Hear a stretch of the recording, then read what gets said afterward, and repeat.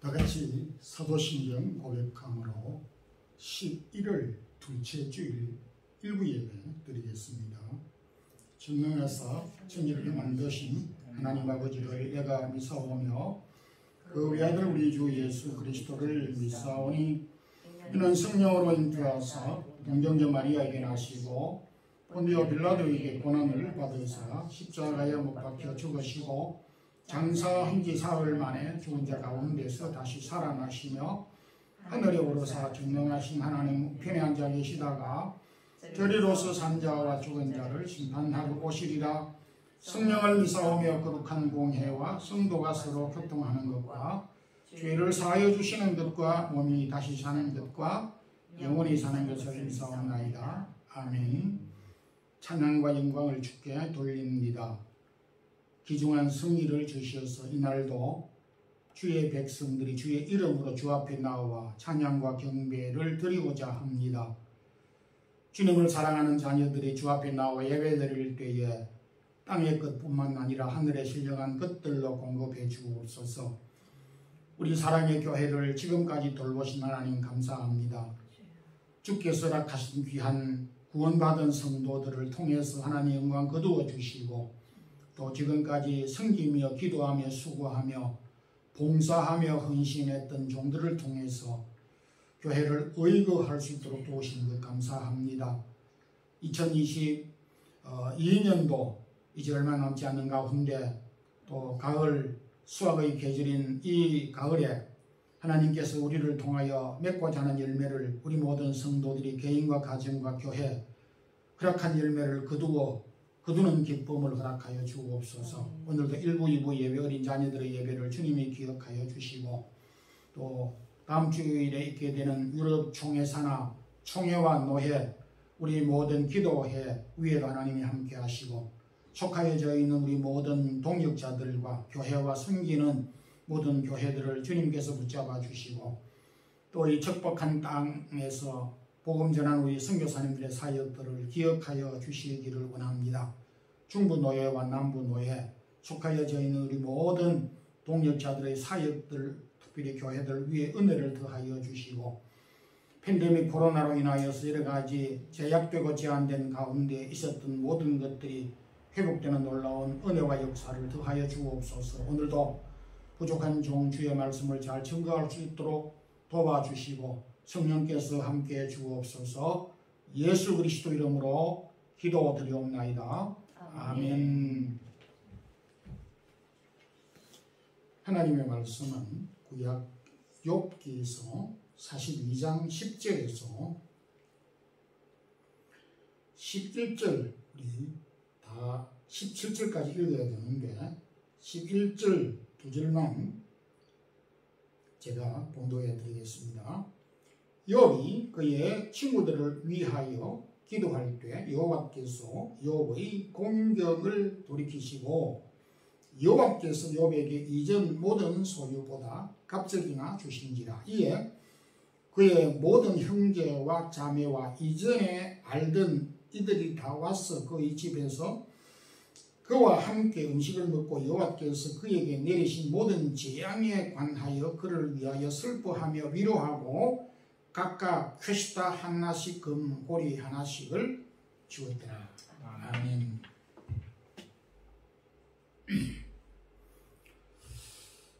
우리가 살면서 고난을 당할 때가 많습니다. 특별히 오늘 우리가 택했던 이 욥기서는 왜 하나님이 사랑하시는 자신의 백성들에게 고난을 주시는가 하는 이런 생각을 하게 되는 그런 본문이기도 합니다.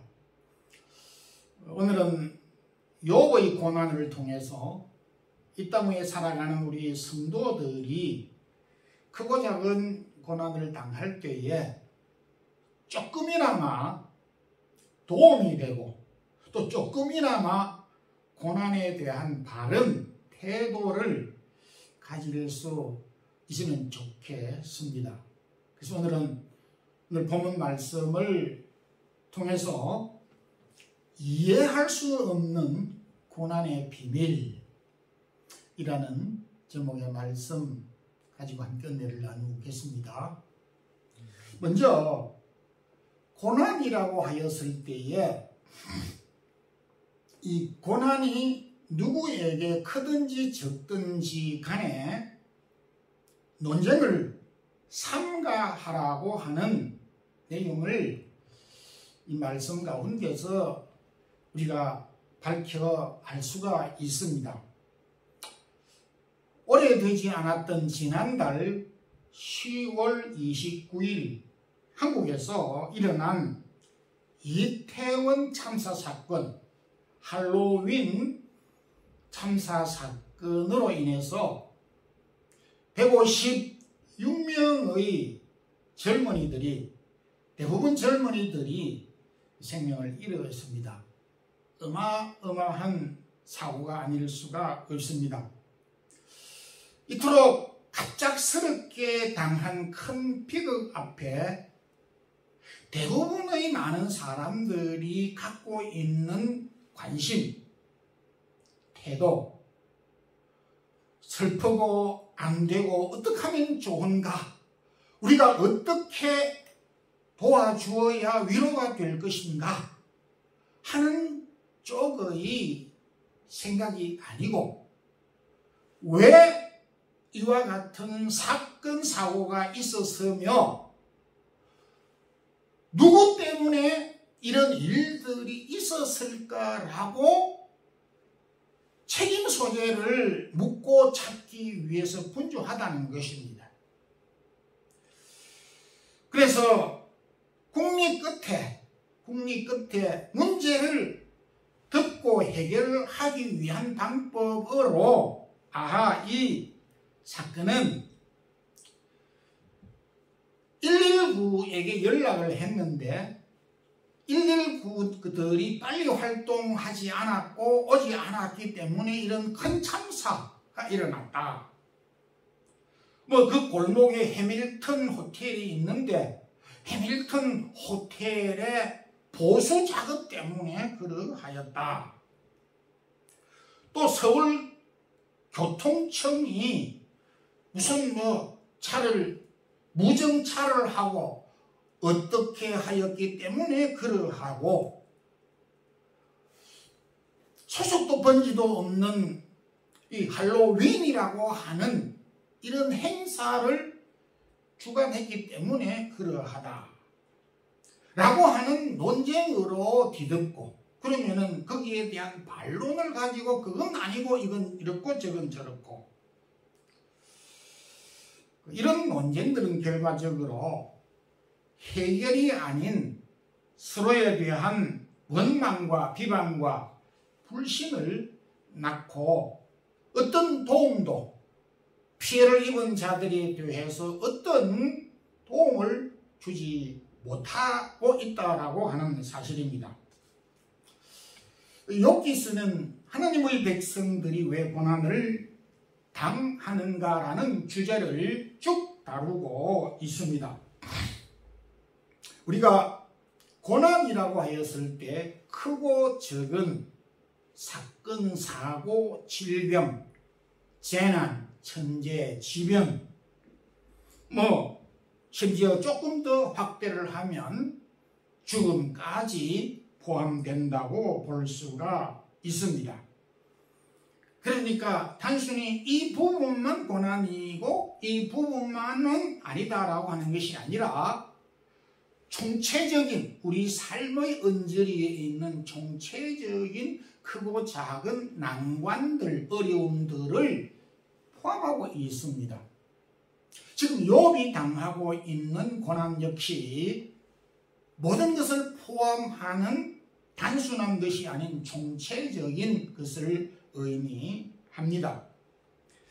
욥은 동방에서 큰 부자였고 오늘날 보기 힘든 10남매를 두었습니다.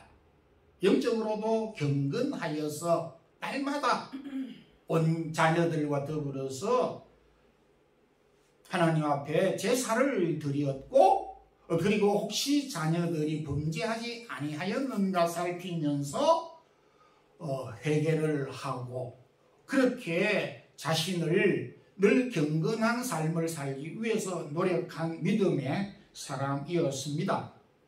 그런데 하루아침에 10남매가 모두 죽어버렸습니다. 이건 현실 가운데 불가능한 일이라고 생각할 수 있지만 아주 최악의 극단적인 상징적인 의미를 우리에게 보여주고 있습니다.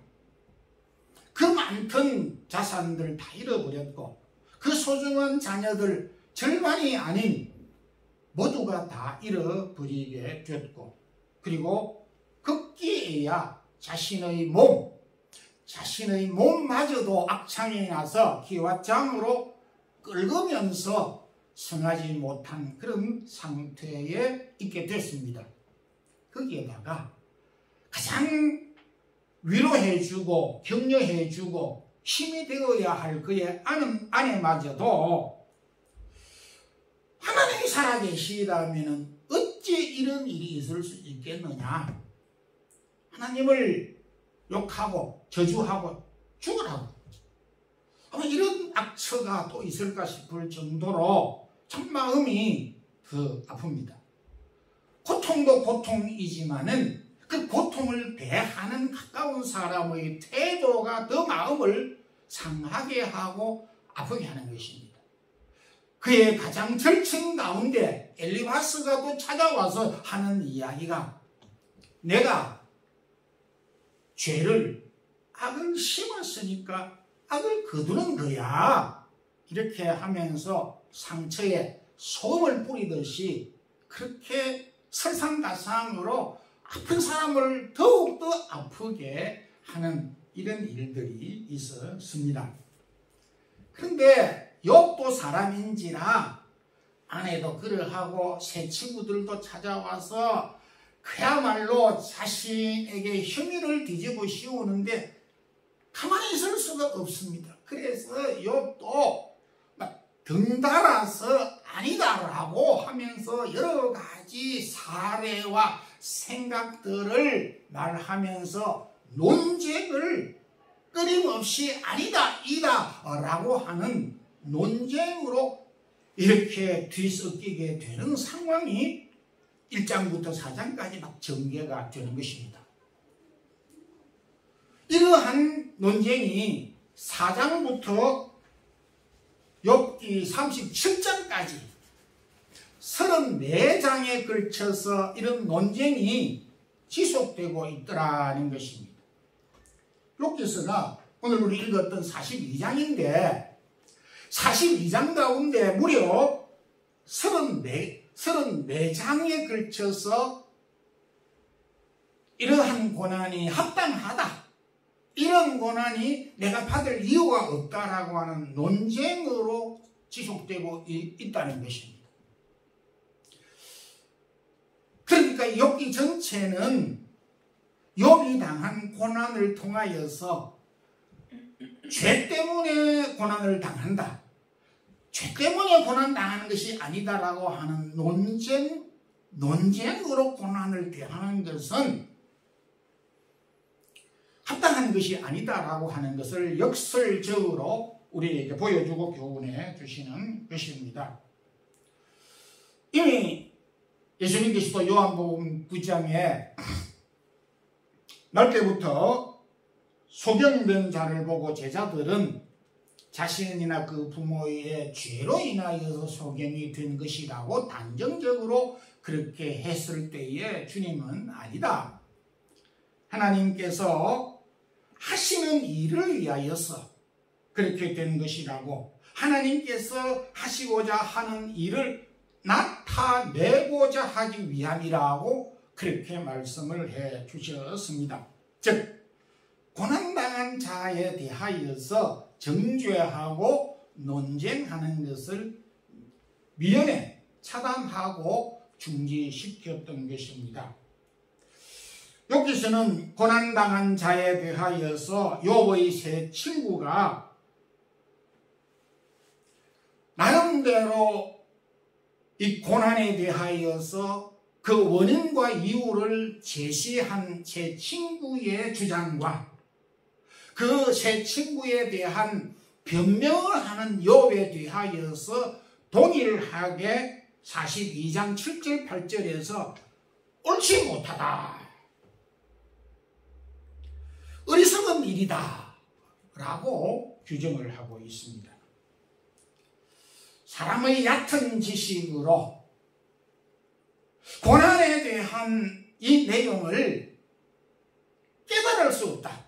그래서 하나님이 사람에게 각인에게 주시는 고난에는 비밀이 있다, 알 수 없다 라고 말씀을 하시는 것입니다. 바울은 자신이 고난을 당하였을 때에 원망하였고 그 고난을 없이 해달라고 기도하였지만 그러한 과정을 통하여서 깨달은 한 가지가, 아하, 하나님께서 나에게 주신 이 가시의 아픔의 이 고난은 나를 겸손하도록 하시기 위해서 주신 고난이었다 라고 하는 것을 맨 나중에 깨닫게 됐습니다. 하나님이 저마다에게 크고 작은 고난을 주시는데 그 크고 작은 고난에 대한 비밀을 감히 우리는 섣불리 단정하거나 말할 수가 없지만은, 그럼에도 그 고난 속에는 우리에게 깨달음이 있는 비밀이 있다라고 하는 사실을 말해 줍니다.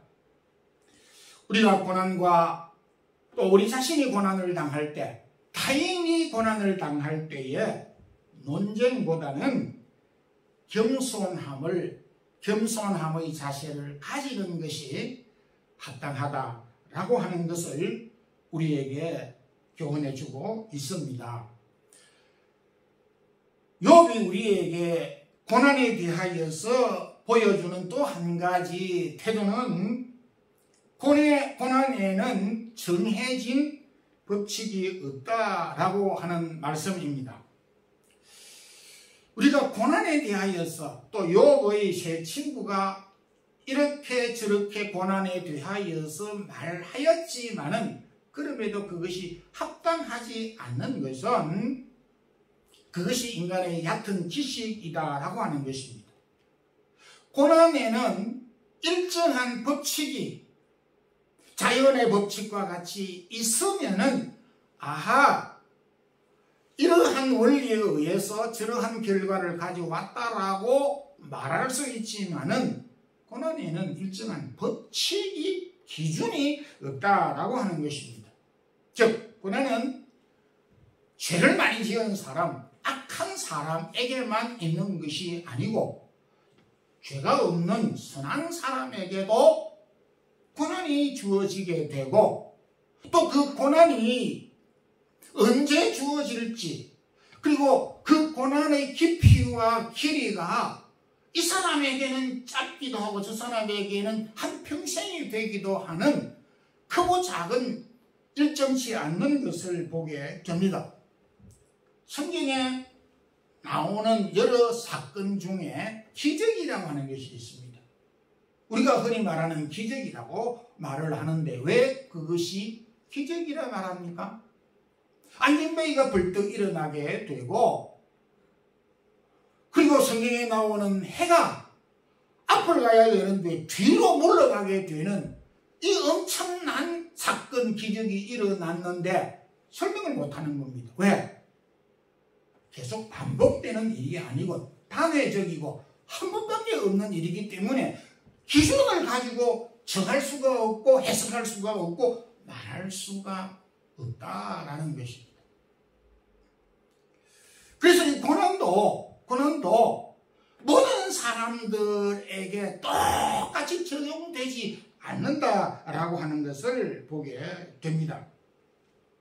그보다 더 우리가 중요하게 생각해야 할 부분은, 성경은 그토록 우리에게 인간의 죄에 대하여서 다른 것에 대하여서 구체적으로 언급하고 말을 해주면서도 우리가 당하는 고난에 대하여서 구체적으로 말하고 있지 않다라고 하는 것입니다.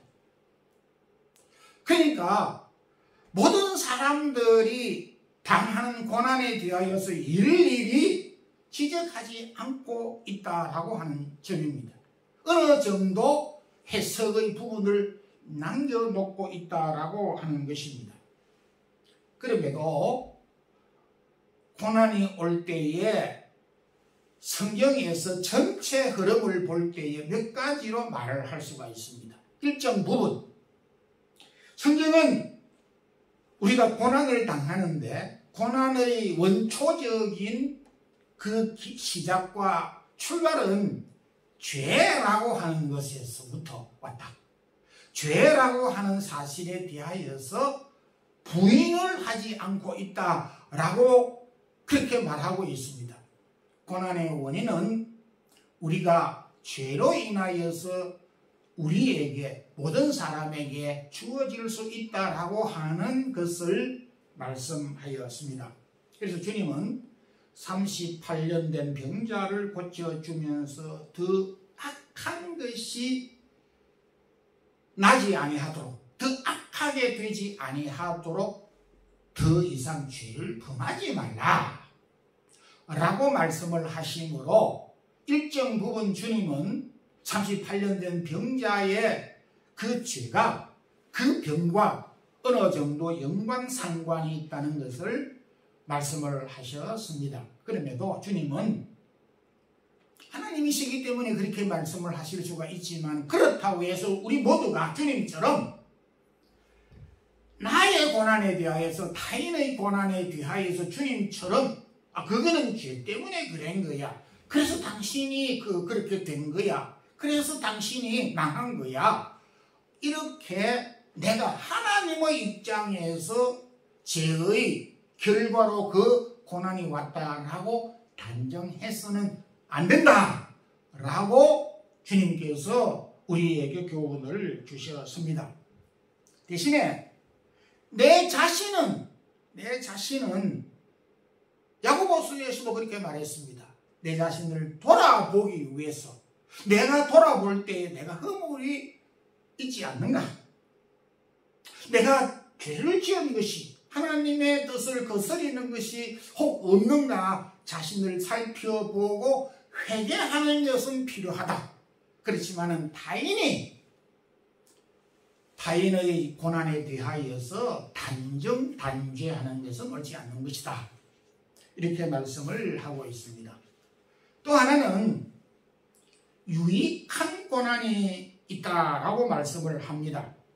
베드로전서 1장 7절에는 너희 믿음의 시련이 불로 연단하여도 없어질 금보다 더 귀하여 라고 말씀을 했습니다. 여기에서 불로 연단이라고 하는 그 동사는 명사로 말하면은 용광로라고 하는 명사로 해석할 수가 있습니다. 그 용광로에 여러 그 금광석을 녹여서 순수금을 만들어 내듯이 고난이라고 하는 용광로에 우리를 담궈서 불순물을 제거하고 그리고 순수한 믿음으로 만들도록 하기 위한 과정이다. 아주 적절하게 설명을 잘 해주고 있습니다. 우리가 살아가면서 특별히 한 것도 없지만은 밖에 우리가 며칠 다니다 보게 되면 이 옷들이 때가 묻게 되는 것처럼 우리가 살아가게 되면서 참 하나님의 자녀로서의 모습을 세상 가운데서 잃어버리게 되는 수가 있습니다. 나의 참 진정한 하나님이 원하는 모습을 잃어버리고 세상 사람들과 비슷하게 살아가게 되는 경우가 있습니다. 하나님은 우리가 아무렴 세상 사람처럼 그렇게 막무가내로 살아가는 것을 원치 아니하시는 것입니다. 그래서 하나님은 때때로 여러 가지 방법을 통하여서 자신을 사랑하는 자기 백성들에게 유효적절하게 고난을 주신다고 하셨습니다. 그건 우리가 성경을 통하여서 이스라엘 백성들에게는 국가적인 재난을 통해서, 오늘날 전 세계적인 팬데믹 코로나를 통하여서 전 세계를 다시 한번 재현하는 이런 모습도 우리가 예의주시하게 볼 필요가 있다라고 하는 것입니다. 그래서 시련과 여러 가지 고난은 하나님의 자녀의 모습으로 되돌리게 하는 하나의 과정이다. 순기능의 역할을 한다라고 성경은 말씀을 하고 있습니다. 이것이 우리를 연단하시는 이유이시고 우리에게 고난을 주시는 이유이신 것입니다. 하나님이 자기 백성들에게 허락한 시련과 고난은 낭비적인 것이 아니다라고 말할 수가 있습니다. 고난 속에서 우리가 낙심하고 시험을 받아 거꾸로 드림을 당하는 것이 아니라 고난 속에서 오히려 더 힘을 얻고 더 순수한 믿음으로 회복되게 하시기 위해서 우리에게 고난을 주실 때도 있다라고 말씀하고 있습니다. 그리고 또 하나는 고난에 대하여서 그 원인을 알 수 없는 고난이 있다라고 성경은 말합니다. 바로 오늘 본문에 나오는 욥의 고난이 그러합니다. 사탄이 시험을 하긴 했지만은 사탄이 그렇게 한다고 해서 욥이 이토록 고난을 받을 이유가 전혀 없는 것입니다. 욥의 고난에 대하여서 성경은 구체적으로 설명을 하지 않고 있습니다. 그래서 우리는 다시 한번 고난을 하나님이 주시는 비밀이라고 그렇게밖에는 말할 수가 없습니다. 누구도 세상에 우리가 살면서 실패와 아픔과 질병과 가난과 재난 이런 고난을 원하는 사람이 없습니다. 그럼에도 우리가 고난을 당할 때에 우리가 참 낙심하기는 쉽습니다. 인간적인 연약함을 갖고 있기 때문에. 그래서 때때로 우리는 왜 하나님 저입니까? 왜 저에게만 이런 고난을 주십니까? 아파하기도 하고 부러지기도 하는 것이 우리의 모습입니다. 그럼에도 때때로 설명할 수 없는 고난이 있고 때때로 하나님은 우리에게 믿음의 참 금과 같이 빛나는 순수한 믿음을 우리가 갖도록 하고 불순물을 제기하기 위해서 우리에게 주시는 고난도 있고 설명 자체가 안 되는 고난이 있다는 것을 우리가 생각을 하면서 우리가 미치는 데까지 하나님이 나에게 이런 고난을 통해서 주시는 이유가 무엇인가 겸손하도록 하시기 위해서 나의 믿음을 더욱더 연단하고 강하게 하기 위해서 이 세상에 있는 찌꺼기들을 확 그야말로 제거하고 순수한 믿음으로 하나님을 섬기도록 하기 위해서 주시는 고난이다 라고 우리가 깨달을 수 있어야 한다는 것입니다. 고난을 당할 때 원망보다는 나를 강하게 하시기 위해서 주시는 고난이다 라고 하는 사실을 확신하는 우리 성도들이 되기를 소망합니다. 욥을 통해서 이 고난은 우리가 해결할 수 있는 것이 없고 기호가 해답이다 라고 말을 할 수가 있습니다. 핍박을 엄청나게 많이 받았던 시대에 살았던 야고보 사도는 당시 고난받는 성도들을 위해서 보낸 편지 가운데서 야고보 5장 7절에 농부가 땅에서 나는 열매를 바라보고 길이 참으라고 말씀을 하였습니다. 농부가 우리가 농사를 지어보고 농부의 심령을 알 길이 없긴 하지만 천수다 하늘만 쳐다보고 농사를 짓는 옛 농부들의 마음을 오늘 야고보 사도를 통해서 조금이나마 읽을 수가 있습니다. 그 근본에 참 감흥이 많이 이래 있었는데 텔레비전에서 리포트를 통해서 저도 몇 차례 보았습니다만은 이 열매를 다 맺었는데 망고, 밀감 여러 가지 열매들이 익다가 가뭄이 있으니까 다 떨어지는 겁니다. 그래서 바닥에 떨어져 있는 것을 보면서 막 울먹이면서 물이 없어가지고 말라가지고 막 이렇게 됐다고 그분에는 얻을 게 하나도 없다고 이런 아픔을 토로하는 것을 직접 보기도 하였습니다. 이런 어려움을 그나마 한 가닥 열매를 바라보고 농부가 인내하고 그 고난을 참는다라는 것이. 그런데 농부가 기다리고 참는 것은 그냥 손 놓고 넋 놓고 그냥 가만히 앉아 있다라는 것이 아닙니다. 농부가 씨를 뿌립니다. 그럼 씨를 뿌리면 그 씨앗이 땅에 뿌리를 내리기까지 시간이 걸립니다. 그래서 농부는 빨리 그 씨앗이 땅에 그 뿌리를 내리도록 하늘에서 비가 오도록 또 기도하게 되고 바라게 되고 간절함을 가지게 됩니다. 뿌리를 내리고 좀 자랍니다. 그러면은 이게 지금 비가 반드시 와 주어야 되는데 태풍이 불어서는 안 되는데 좀 더 자라야 되는데 또 그러면서 기도하게 되는 것입니다. 곡식이 연글 때 되면은 더없이 농부의 마음은 분주하게 되고 조마조마하게 되는 것입니다.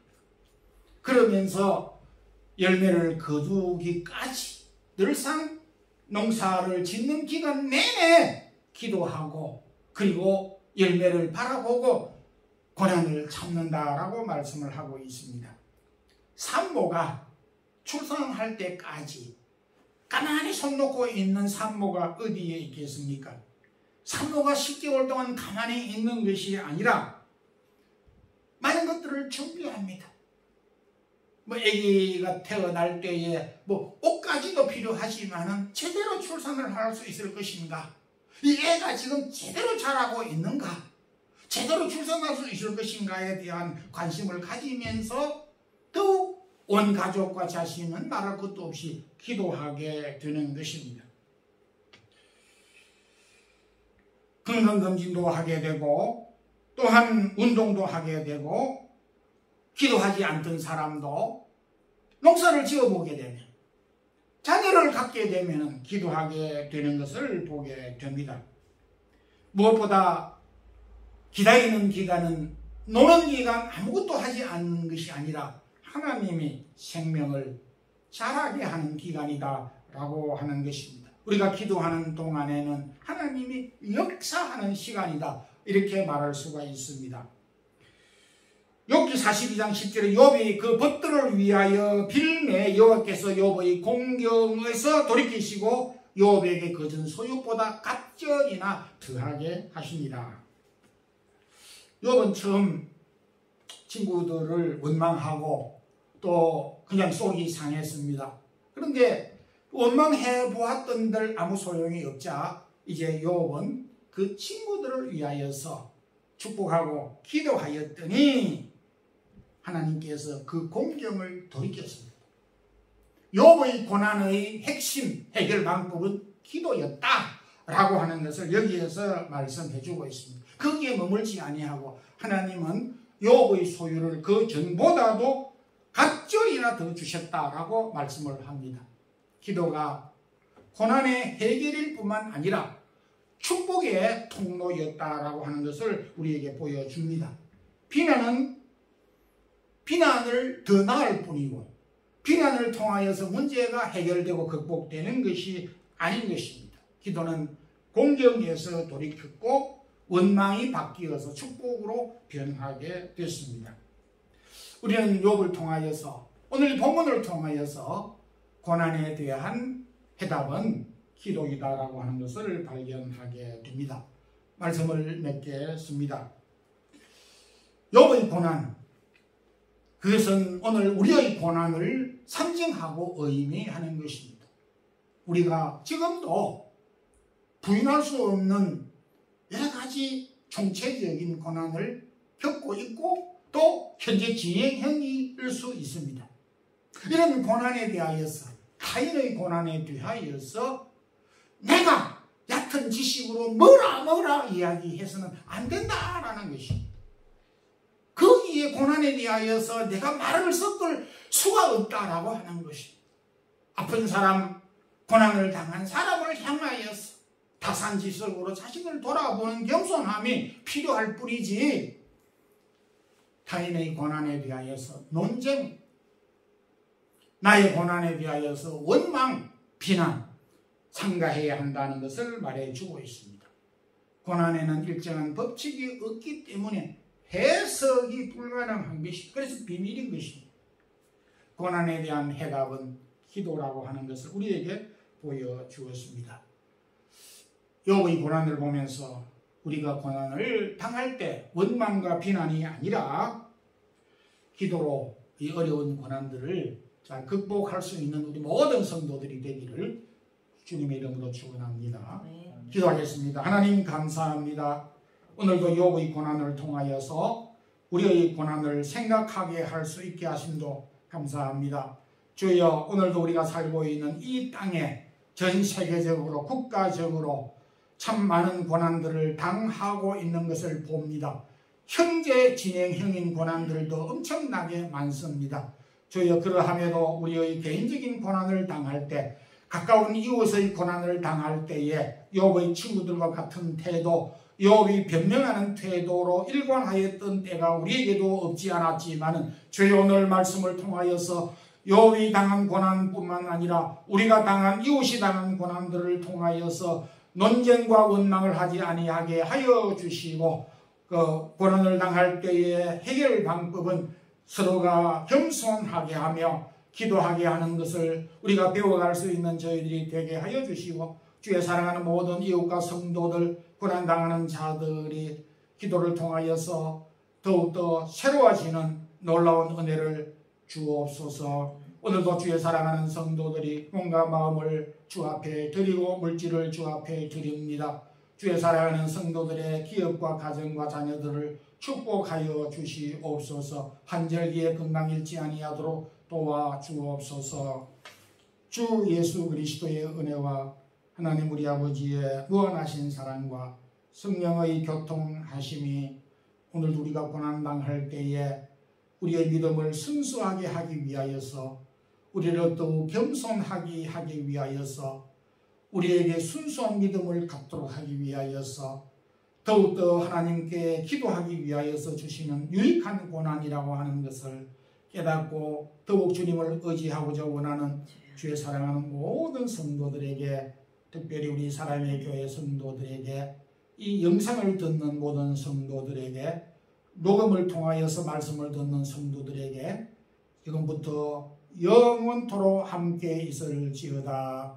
아멘.